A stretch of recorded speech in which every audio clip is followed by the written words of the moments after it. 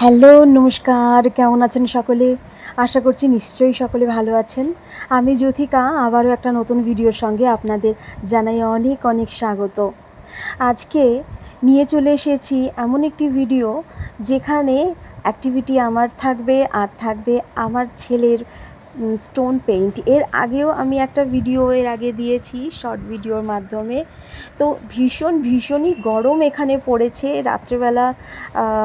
আগের দিন রাত্রে মানে এই পেইন্টিং কম্পিটিশনটা হয়েছিল শনিবার সকালে, তো এই ভিডিওটা আমি করেছিলাম শুক্রবার রাত্রে।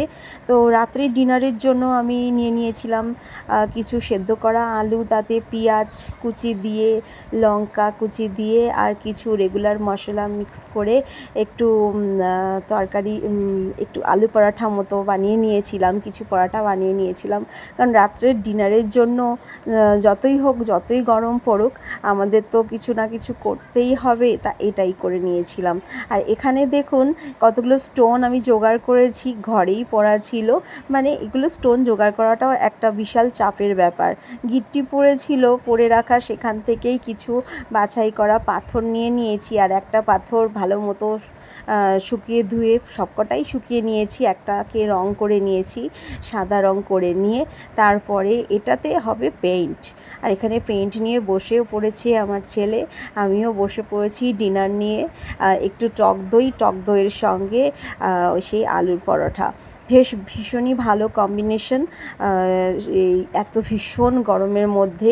কারণ রান্না করতে একদমই ভালো লাগে না, তাও রান্না তো করতেই হবে, খেতেও হবে, খাওয়াতেও হবে, তাই না? তাই আজকে এইটুকুই যতটা সময় ছিল তার মধ্যে থেকে আমার ছেলেকেও একটু সময় দিতে হবে। কারণ সকালবেলা যেহেতু কম্পিটিশনের জন্য তৈয়ারি করবে, কারণ সকালবেলা সেরকম সময় থাকে না, তাই ওকে যতটা সময় রাত্রেবেলার দিকেই সময়টা বিয়ার করে তারপরে সেটা প্র্যাকটিস করতে হবে। তাই বলেছিলাম, বাবু একটু প্র্যাকটিস করে নেওয়ার পরে তারপরে তুমি গিয়ে কম্পিটিশনে বসে যেও। তো সেই সময়টাও ওকে একটু দেওয়া হয়েছিল একটু প্র্যাকটিস করে নেওয়ার জন্য। ঘরে যেটা আমি দেখাচ্ছি সেটাই কিন্তু নিয়ে প্র্যাকটিস করছিল। তারপরেও কিন্তু বিভিন্ন পাথর, এখানে যেহেতু বিভিন্ন ড্রয়িং করতে ভীষণই ভালোবাসে, তাই অনেক পাথরেও নানান রকম নিজের মনের মতো ড্রয়িং করেছে, পেইন্ট করেছে।